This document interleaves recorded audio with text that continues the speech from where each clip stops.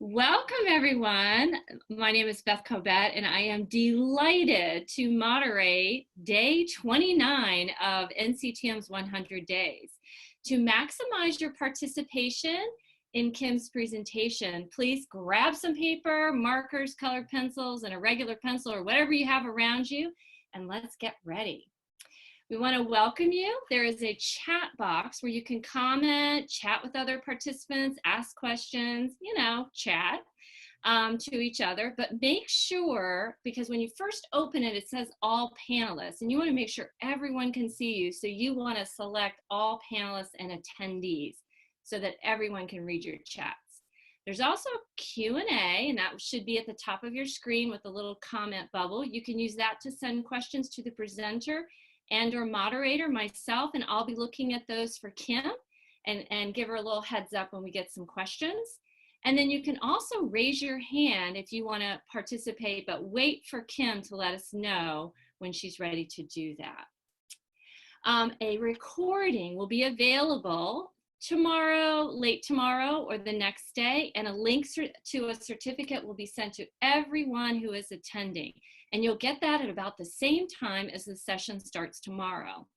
Please follow us on Twitter at NCTM. Share your thoughts, use the hashtag NCTM100, and let's continue the conversation for days on end, because there's so many great things you're going to want to talk about it for a long time on my NCTM.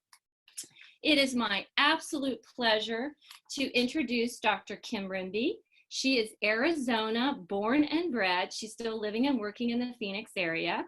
She is currently the Executive Director of Curriculum and Assessment for the Buckeye Elementary School District, and she's the Chief Learning Officer for KP Mathematics, a teacher-owned company, inspiring teachers and their leaders to rethink mathematics teaching and learning in the elementary years.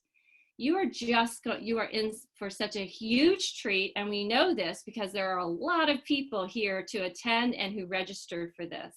Kim believes to her core that every child deserves access to well-supported, well-equipped teachers, and she spends her entire professional life putting that mantra into practice. Let's welcome Kim. Kim, I'm going to stop sharing so you can share your screen, and I can just hear the applause out there. Thank you, Beth. That was awesome. And welcome to everybody who's out there. I am so incredibly pleased to be sharing this afternoon with you, and am truly humbled to be in the midst of all the other presenters who've been working on these presentations. I guess today I just heard is day 29 out of 100. So once again, I'm thrilled to be here. And today we're going to be talking about the 10 frame, and the 10 frame grows up. So we're going to be talking about this tool that is used in kindergarten and first grade a lot, not so much in 4th and 5th grade, but how we can grow up those things that we're using in the primary grade so that there's a systematic, consistent representation system that we're using across the grades. And I do want to thank Beth for being my moderator. She is going to be fielding the questions for me, and she will let me know what questions come up, as well as kind of share out some of the things that are being put in the chat box, because that thing rolls really fast. And like you saw at the beginning, please make sure that you have some papers and some pencils and some markers that you can use throughout the presentation, because we are doing a low-tech, high-tech workshop here today.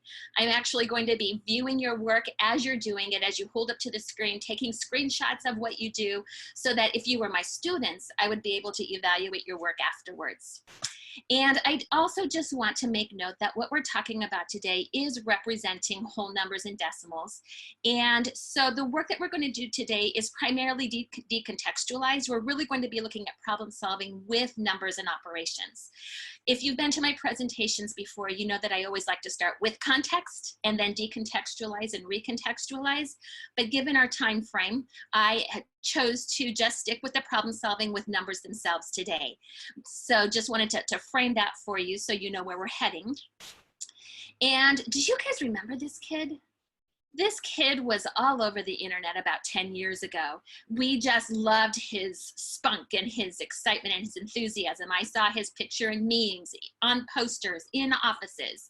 And I was looking around the other day and I found out that this little kid, he is growing up. this is what he looks like today. And I just found that really astounding. And, you know, he's still pretty cute, but he's not a little kid anymore. And that made me think of what we're doing today. Today, we're looking at this tool that's used in the kindergarten and first grade classroom.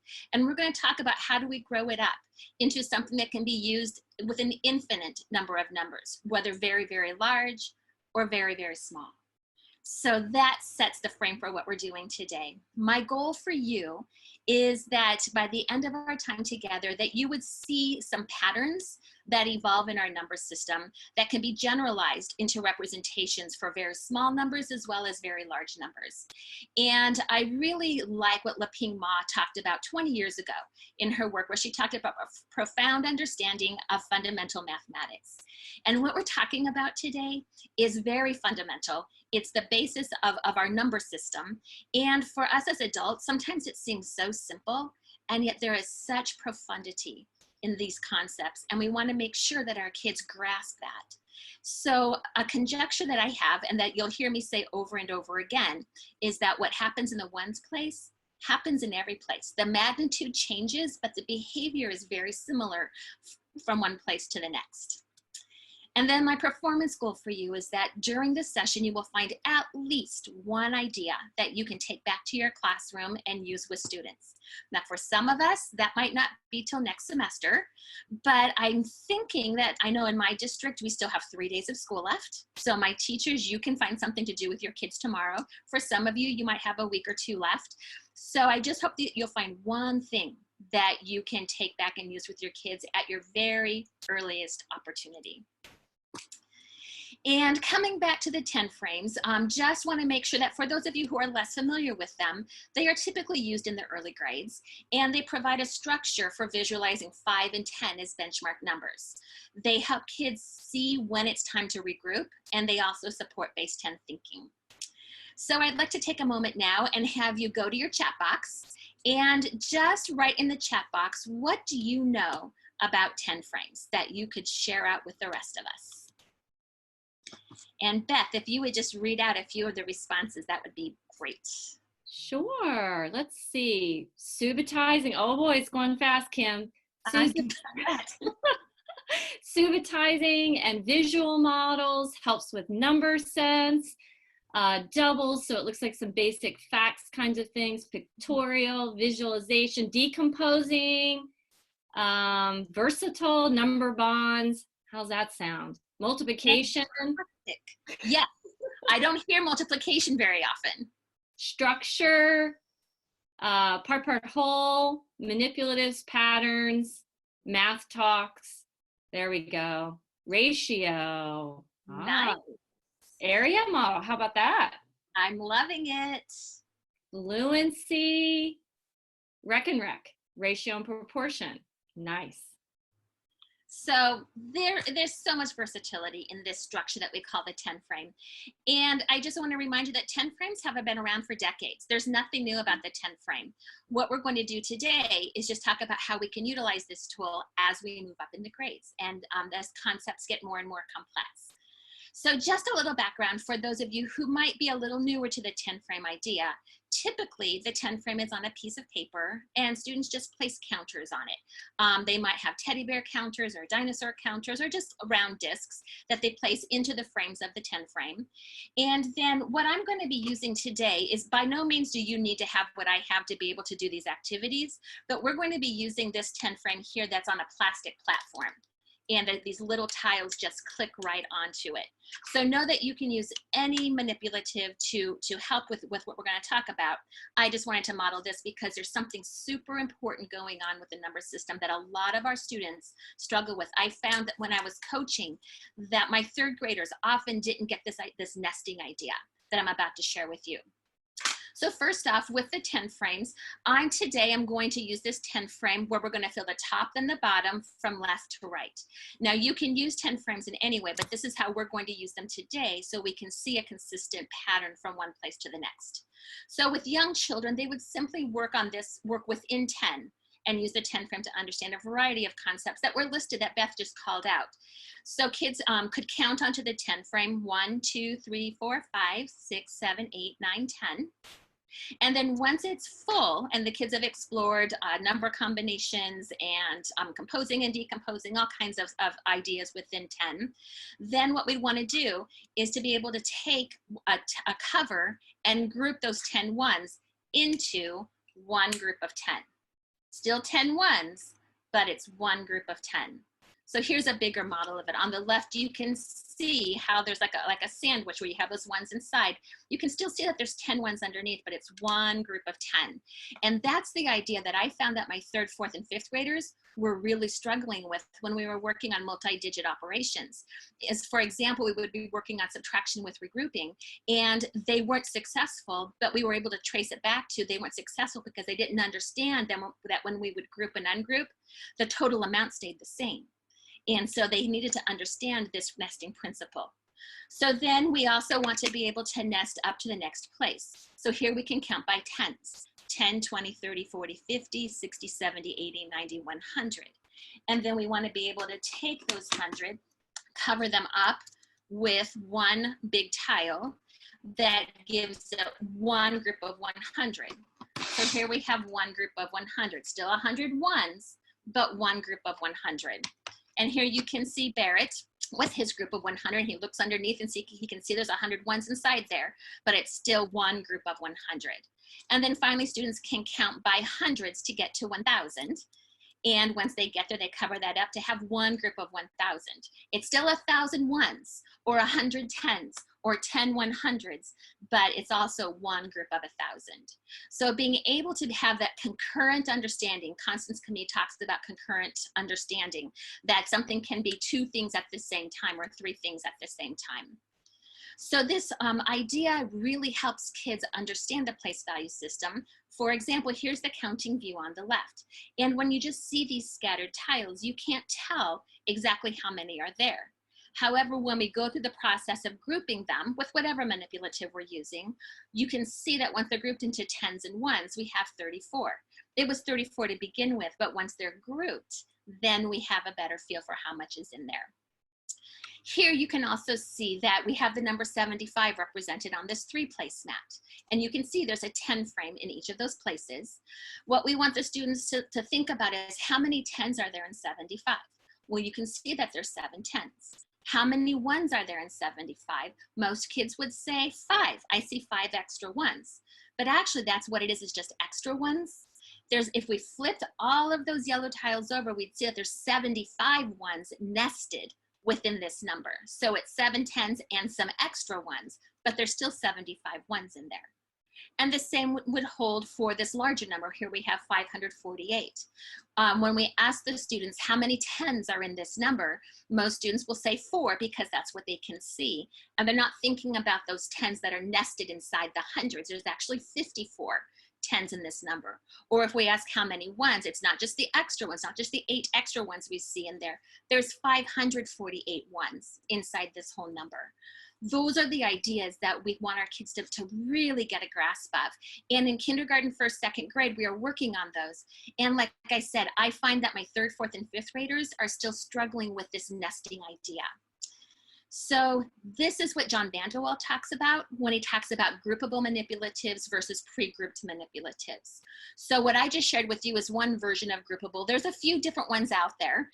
Pre-grouped manipulatives would be things like base 10 blocks, where you have to do trades in order to switch from ones to tens and tens to hundreds because they didn't actually do the grouping themselves. So when you have the groupable manipulatives, students can build with ones, then they regroup when they get to 10, then they build with tens, they regroup when they get to 100, and they continue to build and regroup in all places as you get larger and larger, and also as you move over into the decimal fraction side and get smaller and smaller. So with that chunk, what I'd like you all to do is just go back to your chat box now and just write something in there about what is an advantage to using groupable base 10 manipulatives as opposed to the pre-grouped ones. And I'm going to make a suggestion. You're going to want to put something in there. You're going to want to make sure that you put a statement in there to answer this question, and you'll know why when I get to the next slide. So Beth, could you share out some of the advantages that folks are sharing? Absolutely. Flexible thinking, visualize, place value, flexibility. You can see all the numbers or all the values. They're nested. Oh my gosh. Oh my gosh. It's so fast. Muscle memory, concrete, hands-on, conceptual understanding, groupable, decomposing, fluency, lots and lots of decomposing, hands-on, unitizing, flexibility. And Kim, while I'm reading this, they are asking where can they get these materials? They're obsessed. They all want them. So I don't know if you want to wait or answer that now, but they're very interested. Yeah, well, they come from a company called KP Mathematics. And I actually have that information at the end of the slide because my goal today is not to talk about those as much, but anyone who wants to know on the last slide, I'll make sure that I give them that information. Okay, great, because they were asking those questions. So the chat just has wonderful comments about how it helps break it down. The groupable helps students who understand, let's see, the value, the visualization, the flexibility a piece is very big, a big answer. Understanding the connections between the values and the patterns in the values. And some people are talking about you don't, there's no trading involved, number sense, that kind of thing. How's that sound? That sounds fantastic. And so here's the announcement I want to make for everyone who has put something in the chat box. They have an opportunity to be the one lucky participant because I actually was able to get a donation and we're able to give away a set of these 10 frame tiles to somebody who's in here right now who has put something in the chat box. So not just one of these, but 10 of these so that they can build all the way to 1,000 with their students. So Beth, what I'm going to ask you to do is just do a random scroll and pick a random name of someone who actually talked about one of those advantages for using groupable manipulatives and announce their name. Oh my goodness. Okay, I'm scrolling, and my eyes closed. Maybe I should turn the video on so you can see how I'm doing this. And here I go. Here I go. Oh, I have to go back up because then we Gail Arbaugh. Yay, Gail. Hey. So Gail, here's what I need you to do. At the bottom of my screen right now is an email address, and it's peggy@kpmathematics.com. You need to email her right away with your mailing address and probably your phone number too, so she can call you if she has any questions. And you are going to receive a set of Build to 1,000 KP 10 frame tiles. And you know, it's so funny to not have the whole group here cheering her on. But Gail, I also have some additional good news, is that there's going to be a class this summer on how to use these KP 10 frame tiles in a lot of different ways. So you're also going to get free registration into that Beyond Math Block summer course. We'll tell you more about that at the end of the session here too, for anyone who wants to know more. But congratulations to Gail. I think we have a lot of disappointed people out there too. So moving on, we are now going to shift away from the KP 10 frame tiles, and we'll bounce back and forth with them a little bit to provide context. But what we're really going to do next is talk about how do we use sketches? How do we use 10 frames to help our kiddos grasp these concepts and really be thinking about what's happening in each place? So after they've had these experiences with the concrete objects, we're going to be moving from concrete into the pictorial. Some people call it representational, some people call it transitional, whatever you call that middle piece from concrete to pictorial to abstract. And as we go into this sketching, this is where you're going to need your paper and your markers, and there's going to be active participation time here. So one thing to note is that as we use the 10 frames now, the kids have to have been exposed to 10 frames already, because we're not going to have the individual cells anymore. We're going to use what we call 10 frame formation. So the kids will just make dots, 5 across the top, 5 across the bottom, or however many they need to represent their numbers. So they will have had to internalize the structure of that 10 frame to be able to apply it in new contexts. So what I'm going to be demonstrating this in the beginning, just to make sure everyone's on the same page with how to use this tool. And what we're going to do is use dots to represent ones, lines to represent tens, and circles to represent hundreds. So we're going to start at the very beginning. Here on the left, you can see that we're representing 6. So on the right, we're going to represent 6 just using a 10 frame sketch. And so if I was to do it here, I'll just do it right here. I like to use markers with kids because they can just touch the marker to make the dots, touch the marker to the paper. So here we'd have 1, 2, 3, 4, 5, 6. So you can see the students would need to know that it goes 5 across and then 1 more. So that's how I would represent 6. That's how I would ask my students to represent 6. So now you need to have your markers and your paper out, and you're going to use this dot technique to represent 7, 9, and 4. So everyone, if you would please do that, and then hold your paper up to the screen like I did, and I'm going to put all of you up so that I can see what it is that you have on your sheet. And then if you were my students, like I said earlier, I would take a screenshot so that I would be able to know how everybody had done. So if you would please represent 7 and 9 and 4. If you have your screen off, turn your camera on and just hold that up so we can see how you're doing. And people can't share can't enable their cameras. That's okay. You know what? They're not going to miss out on anything as long as they go ahead and do the activity with us. I won't be able to see their work, unfortunately, but at least they'll be able to participate. Okay.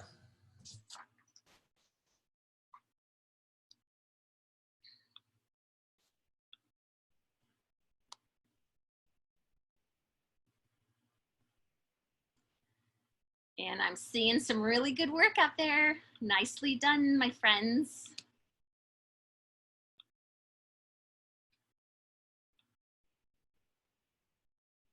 Okay, and I'm just going to bring it to a pause right now. If you're not quite finished, go ahead and finish. And you should have had something like this.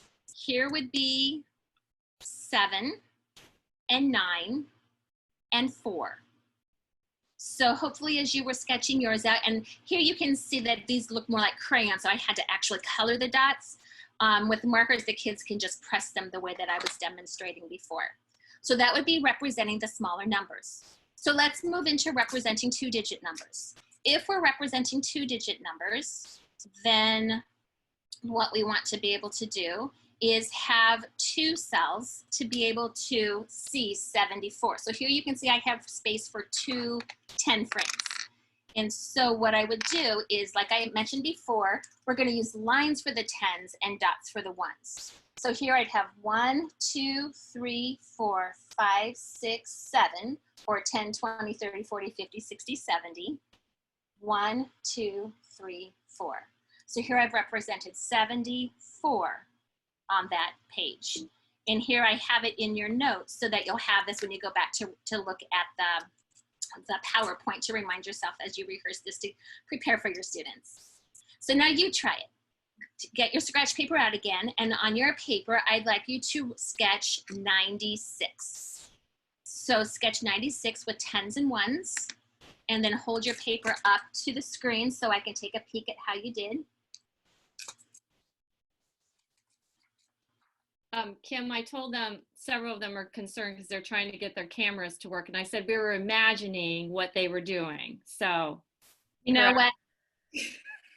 Let the stress go. This is just an exercise, to be honest with you. This is how I would be doing it with my own students, because I still want my kids to be sketching and drawing, and using the tech tools is a little complex, especially for my younger kiddos. So please let it go, guys. I trust that you get this. I'm just giving you a chance to practice. And Kim, some people are actually making it in the chat box, if you can believe it. They are actually drawing sticks for slash marks, and then they have dots for the ones. So they are so creative. My colleagues never cease to amaze me. I wouldn't have even thought to do that. It's wonderful. So you should have had some kind of representation like this, where you have 9, 10, 6, 1s to represent 96. So let's go one more iteration. For the next iteration, we have 548, and I went ahead and pre-sketched this one. So what we're going to do is have 500, which would be 5 open circles, and then 4 10s and 8 1s. So here we have 548. That would be represented just like this. I put that into your box here, into the PowerPoint, so you'd have that to reference later. So now it's your turn. get a fresh sheet of paper or another section of your paper and represent the 3-digit number with 3 10 frames that once again have those invisible cells. We're not drawing all the cells. Let me tell you, when I first started doing this with kids, they tried to draw all the cells, was not a happy moment in my teaching career. So learning to do this without the cells really did help my students. And for those of you who do have your camera on, just hold it up so that we can see how you did with that.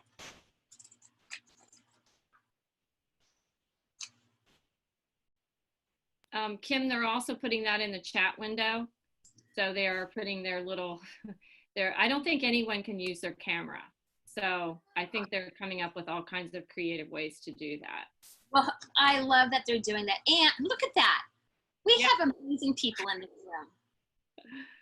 So Kim, they're also asking some questions about the idea of how to represent it. Must they, so for example, in the single 10 frame, do they have to have the 4 across?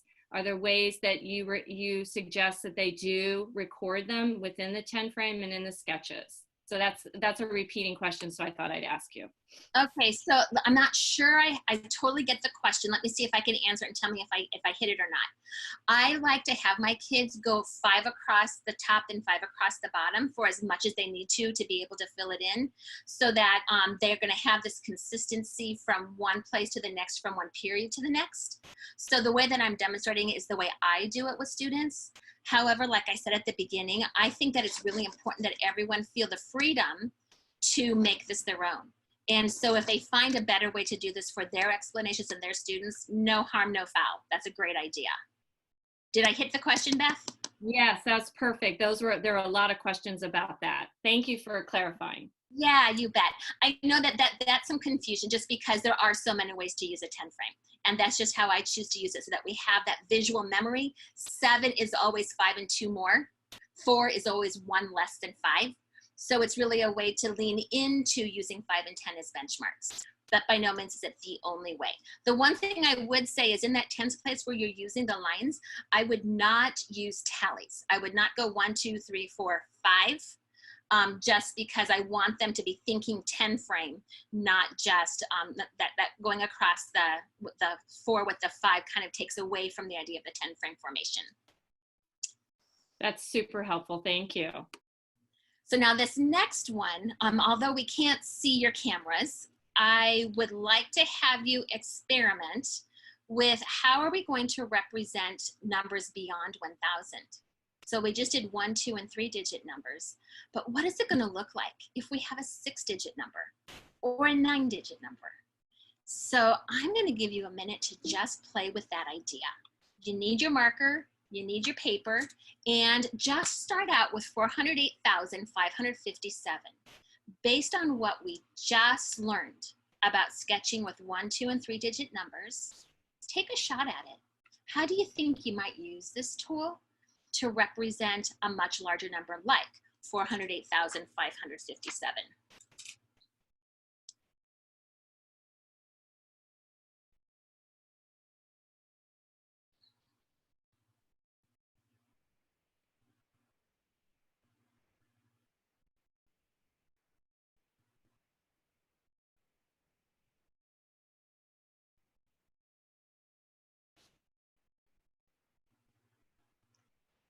Now, when I tried this out with my colleagues earlier, they all said, oh my gosh, that's a good question. I'm not exactly sure where to go with that. So I'm going to give you a clue. If you're a little stymied and not sure where to go, here's a way to get you started. I just sketched out the 10 frames for a 6-digit number. So as you look at that, now represent 408,557 using this format.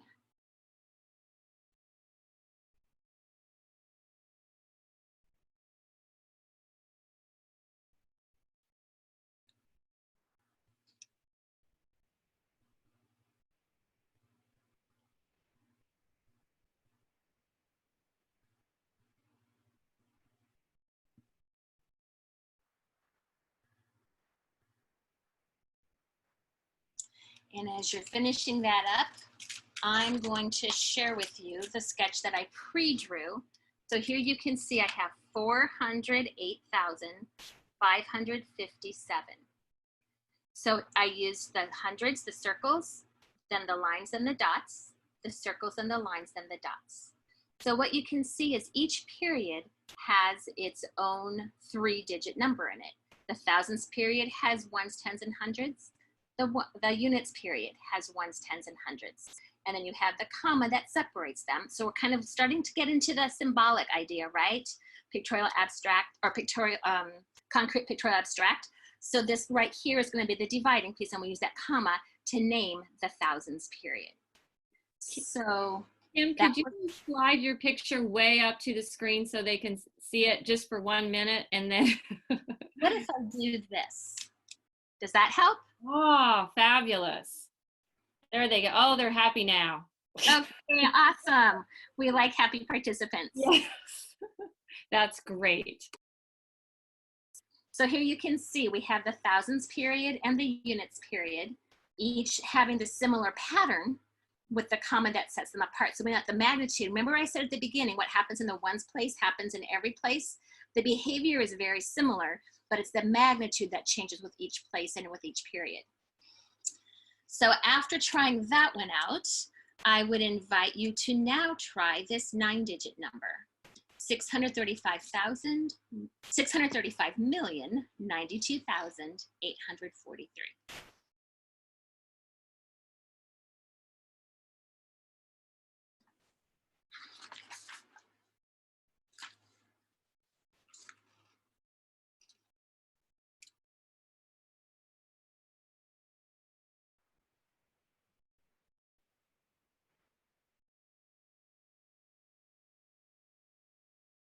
And as you're sketching that out, I'll just tell you, when we were first working with these ideas with ourselves and with our kids, we found ourselves needing to rehearse before we got in front of our kids, because we needed to make sure that we were able to do this fluently, because it was a new tool, it was a new structure for us. So you might find that you want to practice this a little bit on your own before taking it to the kids, just to make sure that you're fluent with, okay, what is it, the circle for the hundreds? Where do I put the dots? Where do I put the lines? And then with the number that you just did, you should have something, let's do this again, that looks like this, where you have the millions period, the thousands period, and the units period. Once again, you have ones, tens, hundreds in the millions period, one, tens, hundreds in the thousands, ones, tens, hundreds in the units. And I think something that's unique about this model is it also really illuminates what you do when you have that 0 as a placeholder, and why it's so important that you still have a space for it, and why that 0 needs to be there. It also gives us a chance to talk about how this comma right here defines the millions period. This comma right here defines the thousands period. In fact, when I work with my students, I'll actually have them see it, say it, touch it, where they'll say 635,092,843, where they're actually touching the comma when they say name the period, just to help them get a better idea of what's going on with these big digits, and with these bigger numbers, multi-digit numbers. So once again, you're going to have access to this PowerPoint afterwards. So I went ahead and put the examples into the PowerPoint as well. Now you can see that the 10 frames aren't separated here. I would make a note to yourself that you probably do want to have those periods separated, because it just helps the kids visualize it better. But I put that in there so you'd have reference to that as you come back to looking at this later. But now I'd like to have you guys go back to the chat box. And this time, what are you noticing about the patterns as we go from small numbers to very large numbers using this 10 frame formation? So if you just write your responses in the chat box, and Beth is going to help me out again. So they're talking about how the patterns repeat and that they're using the same symbol, which was interesting because there was a lot of conversation about why do you use the same symbol, but I think that started to become apparent. Let's see, repetition. Oh my goodness, my chat box just went, I just lost everything. The same pattern. And then also this idea that they're understanding conceptually what a period is, you know, what each of the periods are. They can see the same symbol, lots of conversations about that. They're building confidence. The repetition reduces math anxiety.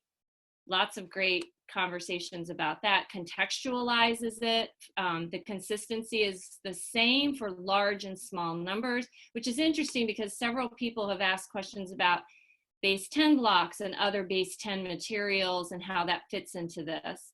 Concrete visual understanding. People are seeing how this could also, people are wondering about how this would work with decimals as well. It's easier to read. Yeah. Did they fall into your trap, Kim? Yeah, they're not going to be disappointed. They're noticing how the repeating pattern as the magnitude increases. So just wonderful, wonderful comments. They're loving all of this. Oh, that makes my heart sing. Yes, and how it stays conceptual. Even though the numbers are so large, you're still in a conceptual stage. So very nice. Very nice. And one of the first things that you mentioned was this idea of using the same symbols for every period. And I think that's something we're moving away from as we start doing these sketches, is when we were originally working with the numbers, we were looking at proportional pieces, like ones, the 10 is 10 times bigger than the 1, and the 100 is 10 times bigger than the 10s, and 100 times bigger than the 1s. And when we start moving into these very large numbers, we're not staying proportional anymore. So that allows us to use those same symbols over and over again, representing that we have a similar pattern, but the magnitude is changing. So they have to have internalized the idea with manipulatives, whether it's the groupable manipulatives like this. The base 10 blocks are also proportional. And so, so just using any base 10 blocks that help them see that proportionality as you go from one magnitude to the next, they can see that grows. But once they've internalized it, then they can use this to help them see the patterns that go across the periods. So, and believe me, if we could have a whole day together, there's so much more I could share with you guys, especially on that idea. But unfortunately, we only have 23 minutes left. So we are going to shift into talking about operations. So we've been talking about using these numbers or representing numbers using 10-frame formation, 10-frame sketches. And so now we're going to look at addition. So I'm going to start with the way that we use 10 frames with young children. And so I'm going to shift back to the manipulative. And once again, this could be whatever manipulative you choose to use. But here we're going to demonstrate 8 plus 6 using 10 frames. So when we have 8 plus 6, when I'm using 10 frames, or really any manipulative, I like to ask these 3 questions. Can you make a 10? How do you know? What's the most efficient way? Now, I know the question in this slide says, what's the easiest way? But more efficient is probably the more precise way to say it. So here, when I'm looking at this picture, can you make a 10? I would hope my kids would say yes. How do you know? Well, there's only 2 cells open on the 8, and there's a lot more extra tiles that I could put in there. So then what's the easiest way? Well, I could take 2 off the 6 and put them in the 8. That's probably the easiest way to get there. So here we go, put 1 off the 6, 2 off the 6. Now we have a 10 and a 4. So 8 plus 6 that we had before is the same as 10 plus 4. So, and here you actually see a 10 and a 4. But what I'd like to do is take one of those yellow covers and cover up that 10 and group it into the ones place. So here we had 10 ones. We covered them up to make one group of 10. And now we can see that the numeral 14, the number 14, represents one group of 10 and 4 extra ones. There's 14 ones altogether. We saw those when they were all over in the ones place. But now we have one group of 10 and 4 extra ones. So it helps us really conceptualize what's going on when we added 8 plus 6. We went from 8 plus 6 to 10 plus 4 to 14. And so now we're going to shift into using 10-frame sketches to add. Now this is going to be a big jump. We are going to jump all the way to 3-digit addition. And I'm going to do a little bit like I did before. I'm going to ask you to explore with this idea a little, but I'm going to give you the hint up front. So if we're adding 367 plus 284, let me unshare my screen. Here's one way that you could represent that. So you could have your 2 3-digit numbers side by side. And then you could also stack your 2 3-digit numbers and have the 10 frames stacked this way. So I'm going to give you a minute to try this out. You can go either way. This one would be more conceptual. This one is kind of transitional, moving towards the algorithm. So just take a moment to sketch that out. And I'll put the problem back on the board, on the screen. 367 plus 284.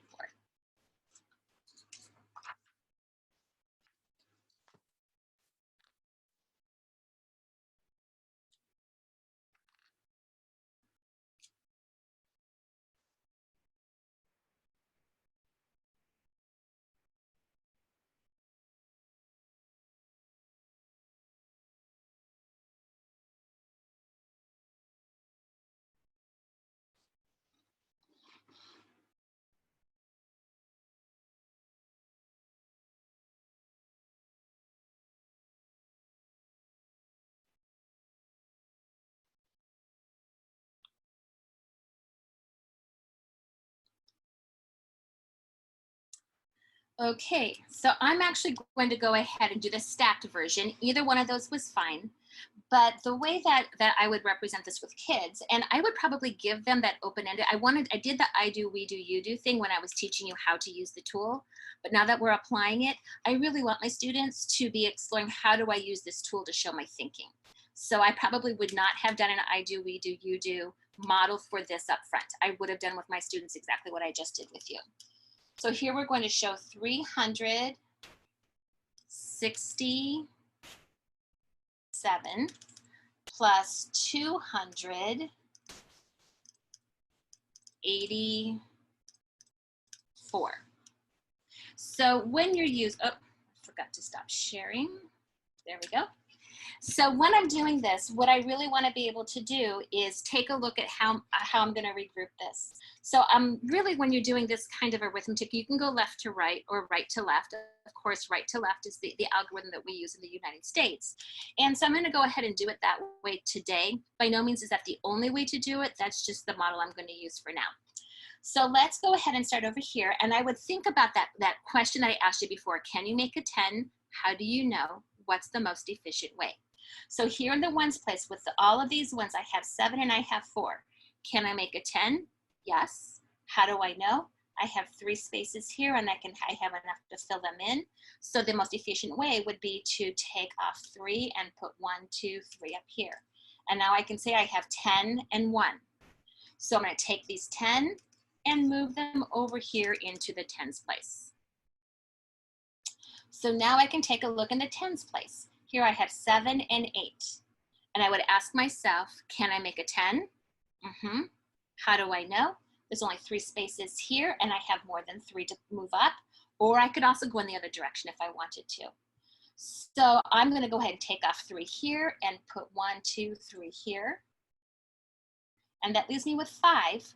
And here I have 10 that I can regroup. So I'm going to cover them up and move it into the hundreds place.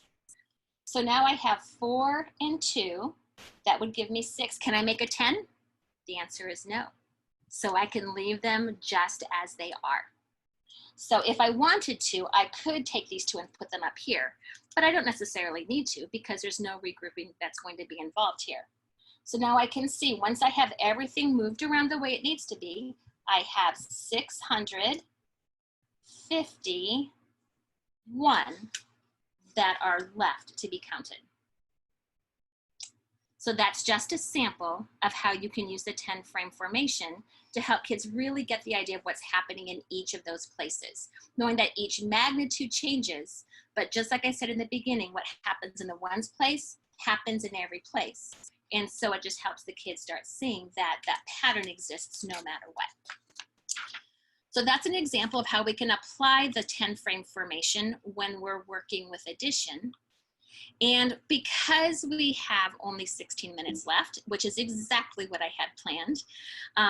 First let me say, I actually put everything I just did, I put the sketches in the PowerPoint for you so you can refer to those later because you won't have me to demonstrate it for you later. So what I'm gonna do is I actually have subtraction and division put aside for you. Today, we're just going to look at addition and multiplication. But at the bottom of this PowerPoint, I actually, just like I have this right here for addition with the steps, we also have all the steps listed for subtraction and division. So you can rehearse those on your own as well. So for now, we're just going to take a look at multiplication. Now, multiplication does something interesting in 10 frame world. Up until now, this right here would represent 3. So you have 3 ones on a flat 10 frame. This right here would represent 9, 5 and 4 more. They're flat on the 10 frame. When I start moving into multiplication, I'm going to start stacking. So the first one I showed you was 3. This is just plain old 3. This right here is 9 times 3. So you can see we still have 3 cells on the 10 frame used, but there's a stack of 9 on each one. Or this would be 9 times 3, 9 groups of 3. So here we have 3 times 9, 3 groups of 9, 9 times 3, 9 groups of 3. And we know in both cases that they're 27, correct? But think about the commutative property. What do we say to our kids? That you can multiply in any order and the answer stays the same. So it's the product that's the same, but it's not the same thing. 9 times 3 and 3 times 9 do not behave the same way. And my friend Sarah once said to me, Kim, that's sort of the same thing as a doctor giving you 27 pills. And the doctor says, okay, you need to take 3 pills a day for 9 days. That is not the same as taking 9 pills a day for 3 days. Now that was my grown-up example. Don't use that one with kids. With kids, you're gonna use cookies or something like that. But you get the idea. The commutative property is not the same. It's just the same product. It's the same amount. And I actually have a blog post on that. So if you ever want to check out my blog, just look up the one on multiplication, the commutative property. But here's how I would sketch it out, or just what it looks like. On the left, you see 9 times 3. On the right, you see 3 times 9. And what that's representing is what I demonstrated here. Now, whether you do this with Unifix cubes or pop cubes or whatever it is you choose to use is totally fine. I just happen to use the tiles for this. But you could certainly build out some 10 frames and use the manipulatives that you have. It's probably easier if they snap together. So there's the commutative property using the 10 frames. So you can see, like, I really like to look at this too, like when I look at 9 times 3. And I can see that when I had 9 times 3, we often use the strategy, think of 10 times 3, then take one off. So 10 times 3 was 30, and my kids would take one off and say 29. Nope, you're not just taking off one, you're taking off a stack of 3. And so this helps them really see what it is that's happening with that multiplication strategy. Now let's take it a step further. If we want to do multi-digit multiplication, here's 3 times 24. So what that would look like in manipulative world, if we're living a concrete world, is 3 stacks of 24. And so when we have the kids working on that, they could do a lot of different things. They could explore this idea, do some really nice inquiry with the manipulatives that you have in front of them. And yet what we're going to do here is take a look at, here's 3 times 24 represented with a drawing. And then what we can do is we know that splitting that out just makes it easier. And so I can split that out so that I have 3 stacks of 20 and 3 stacks of 4. So here I'm just creating that on my own so that I can show that to you as well. So when I did this, I now have 3 stacks of 20 and 3 stacks of 4. And 3 stacks of 20, I can think 20 and 20 and 20 is 60. Stacks of 4, 4, 8, 12 is 12. So then I can put those together. So this is just another way to help the kids start thinking about the distributive property, so that we had 3 stacks of 24. We didn't take any away. We didn't add any. We just shifted them to make them easier to work with. So when you have 3 times 24, you have 3 groups of 3 stacks of 20, 3 stacks of 4. And when you multiply that out, you have 60 and 12, which gives us 72. So this is just a way to start playing with how can you compose and decompose in ways that make the numbers easier to deal with in a visual way that's eventually going to lead its way to pictorial, and then abstract work, eventually getting to the fluency standards. But the fluency standards are the end game. That's not where we start. And so this gives us a chance to do that kind of work. So using 10 frame sketches to multiply, wait, we already did. So as I was building that out for you, this is how simple it would be to use the 10 frame formation to multiply. Once again, in the pictures in the slideshow, I still had the 10 frame cells drawn. Here I just have 3 9s or 9 3s. Here I have 3 24s, and then we could just go from there. So this just gives you an idea of how we can be helping the kids start to understand multiplication just in new ways. These are the kinds of things you're already teaching to your kids. You're already doing fabulous work with your kids. This is just one more representation that I think is a powerful one, because we're using that 10 frame once again in kindergarten and first grade to help our students just grapple with very basic number ideas. Subitizing, composing and decomposing, looking at number pairs that add to 10 or add to any number. And now we're growing that up to understand multiplication using a very similar format that they've been using all along, allowing them to connect that dimensionality that multiplication brings, right? So when we were just counting, when we were adding and subtracting, we were living in flatland, right? We were just living with single layers. And now with multiplication, we're actually adding a new dimension that's allowing us to go up. So I hope that just gives you a nice taste. Like I said, we could spend a whole day just building out each of the operations. So I shared with you addition and multiplication today. When you download this PowerPoint, you're going to be able to have an example of subtraction and division, and also some extra slides on multiplication for how you could do this with 2-digit times 2-digit numbers. So what I'd like to do now is send you back to the chat box, and Beth is going to help me out again. And if you would just make a comment about what are you noticing about the place value patterns when you're adding or multiplying. Not only the patterns, but also the connections that you're seeing. Well, they're talking about the groupings of tens, the properties, repeated groupings, but again, attention to place value, lots and lots of groupings. Representation of the properties. I saw CRA flash by, concrete representation abstract. Repeated addition, patterning, concrete visual, consistency. That's interesting. I saw that several times. They can check their ideas, builds a deeper understanding of multiplication. It's routine. This is amazing. Stacking, distributive property, multiple representations, repeated patterns, very tactile, number sense, concrete. Oh my goodness, just amazing responses. I'm so glad you guys see this. I know that when we started experimenting with this and trying out with students, we were really excited, but we were also being apprehensive.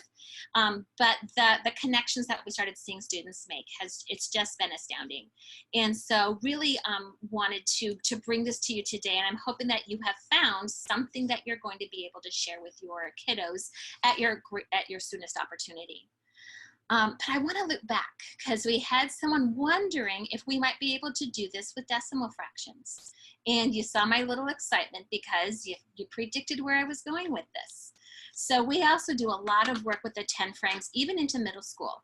And I've done a lot of work with middle school teachers, especially when it comes to decimal operations and connecting those two fraction operations and making sure that when we're teaching decimal fractions that we're actually calling them decimal fractions and helping kids see that connection between fraction operations and decimal operations conceptually. So what we do is we actually use this same model, and we've already done all kinds of fraction work. So we've talked to our kids about being flexible with unit. And so this blue square now becomes the whole. And if we look inside, we can see 10 tenths and 100 hundredths. So we do a lot of work with the kiddos, especially 5th grade through 8th grade. 4th grade, we develop the concept of decimals, and then the operations start happening in 5th through 8th grade. And as we do that, we do it conceptually, and then we also do it pictorially. And so we're not going to actually do this, even though it says now you try up in the corner. I just wanted to share that you can use the sketches to represent mixed numbers as well. So here I have a mixed number, which is 346 and 43 hundredths. And so here you can see, I built that out, 346 and 43 hundredths. Now this one takes a little bit of time to grapple with kids, but there's at least one pattern. There's a lot of patterns in here, but there's at least one pattern that I think I want to mention today. And that is, where is the line of symmetry when it comes to the place value chart? When you have all those digits going out, most of us tend to think it's at the decimal point, but the decimal point is not this point of symmetry. The line of symmetry, it's actually the ones place. The decimal point identifies where the ones place is, but you can see right there, if you look at the ones place, and you can't see where I'm pointing right now, but then you go out from there and you can see the tens and the tenths. You go out from there and you can see the hundreds and the hundredths. And so those markings actually can help the kids see that the ones place is the center, and then everything revolves around that unit that the decimal point helped us find, because the decimal point is always going to be just to the right of the unit that we're dealing with. So I hope that was enough to at least satisfy somebody's curiosity. But it's really worth playing with, guys. But like I said earlier, it's really important that you spend some time grappling with this, playing with this, practicing with this. I know for me, it was using the 10 frame formation for division. When my friend Peggy was working on that, she actually designed the process. And I was playing with it and sketching it, and I probably spent a half hour, and it was so playful for me just to see how I could just use my markers and use my colors to figure out, how do I conceptually understand what's happening as I move from one place to the next. So like I said, down lower, that's introduced to you, and we also have a video linked in there so that you can get a chance to play with that. So with 10 frame mathematics, I just wanted to bring this all together and remind you that the learning goal today was that you would recognize these patterns and these connections that allows you to generalize the representations from very small numbers, the way we're working with them in kindergarten and first grade, and expand that to very large numbers and very small numbers. And so in the chat box, if you agree, just say yes. So I'm hoping that you were able to get a feel for those patterns and those connections. Remember, what happens in the ones place happens in all places. It's the magnitude that changes, but the behavior still feels very, very similar. Ooh, I see all these hands going up. I forgot about the hand raising feature. That's way fun. And now they're all popping up. My whole screen is filling up with raised hands. Raised hands, thumbs up in the chat window, yeses everywhere, and lots of thank yous, Kim. Aw, thank you. You guys just make my heart sing. This is what, like Beth said at the beginning, this is what I live my professional life for, is supporting teachers on behalf of kids. So anything that we can do to help teachers and leaders help kids then makes my day. So one more task for you. We still have 2 minutes.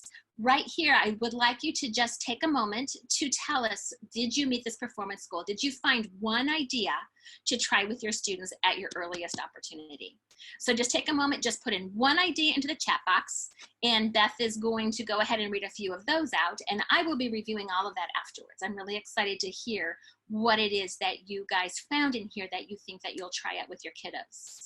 Is it the number sketching, the place value sketching, the addition, the operations, just the 10 frame itself? What are some of the things that you're pulling out of this time that we spent together? Lots of number sketching. They love the operations. They love the, oh my goodness, it's just flying by, but just, they loved everything, Kim. My goodness. And they're saying they're going to share this with other people and share with teams of teachers, schools, and so on. They love seeing the properties in this. They love the number sketching, the visualization, all of it. Some people had some huge ahas on the decimal conversation, so that was exciting as well. That is exciting. It's amazing when you start sketching things out, how our number system just illuminates itself. So I do have a surprise for everybody. So actually Peggy and I work together. The KP Mathematics is Kim and Peggy. So one thing that we've been working on is making 10 friend games. And so we really wanted to bring some 10 friend games to you guys. You are the first ones we're sharing these with. So on the very last slide, which is only 2 slides away, I'm gonna have a URL where you can go to get the 10 friend games. You can download them along with this PowerPoint. Shonda will send out the PowerPoint tomorrow in PDF format, but you might wanna go in and get this one because it has all the animations and it'll help you with as you rehearse your own work. But also we have K1 games, 2-3 games, and 4-5 games in there. So download whichever ones you want. And if you get a chance, let us know what you think. We would really love your feedback. Remember that they are in first iteration. So if you find mistakes, just let us know that too. But once again, the whole point today was the infinite 10 frame. And John Muir, who I love to read his work, he was a naturalist and an author in the 1800s, had this to say about infinity. He said, the power of imagination makes us infinite. And that made me think about the work that we do. What we talked about today is so profound in its simplicity that we often forget that it's not simple for our kiddos when they're first grappling with these ideas. They seem simple to us, but they are so complex and so profound for our kids. And so we need to be imaginative. We need to be creative in the ways that we bring these ideas to kids. And I'm hoping that today you had a chance to see one new way that you might be able to make numbers and operations come alive for your kiddos. So that's my word of inspiration for the day. And finally, this is the last slide, the one I've been promising you about. So to get today's PowerPoint and games, just go to that tiny URL and it'll take you to a Google box where you can download anything you want that's in there, the PowerPoint as well as the games. If you want to get a hold of me, that's my email address. Peggy, you can get a hold of her as well. That's who Gail is getting a hold of to make sure that she has her mailing address in there. And our website, you can find us on Facebook. You can find me on Twitter. And also the ideas that we built out today were very simple. And I just kind of gave you an overview of how the 10 friend grows up. We're actually going to be exploring that with a group of teachers from across the country this summer. And so we can send you more information if you're interested on how to join us. We're calling it the Beyond Math Blocks Summer Study. And so if anybody wants to join us for that, we'd love to have you continue this work with us. And Beth, that's all I got. Thank you so much. This was wonderful. They are just loving everything. They're thanking you over and over again, and they're so appreciative of the game. And I love one comment I have to share with you. A kindergartner sitting next to one of our participants said, "Can I do this? Can I do this?" So that's the highest praise, of course. Absolutely. It's all about the kids. If you wouldn't mind using stop share for just a moment, Kim, if that would be okay. Absolutely. Fabulous. So I am going to share my screen, but I want to again thank Kim for this amazing presentation. Everybody just absolutely loved it. We had a huge participation, and what a wonderful opportunity. So let's go ahead. Oh, I can't get this to, oh, there we go. All right, thank you. The next webinar, first of all, I made a huge mistake at the beginning. It's not day 28. Day 29, it's day 28. So you must join us tomorrow for day 29, which is Productive Struggle for All, Supporting Students with Disabilities in General Education class with Malia Haidt. And so that will be fabulous. So please join us tomorrow. If you are not an NCTM member, why, you must be an NCTM member so that you can get all of these wonderful videos. Well, of course, they're free right now, but later on, you'll have access to them, plus all kinds of amazing resources to support you in your teaching. And you can do this and get $20 off your premium membership. Or if you are already a member, you can renew and get $20 off any renewal. It's a must-have. So we hope that you join us. It is a really wonderful community to be a part of. I have been a member for 35 years. A recording of this will be available so you can watch Kim and slow it down and do it again and see all of those wonderful sketches tomorrow on nctm.org 100. Your certificate's going to be coming to you tomorrow as well. Please follow us on Twitter at NCTM. Share your great ideas. Continue the conversation on my NCTM, and just keep this wonderful community going. We thank you. We appreciate you. Be well.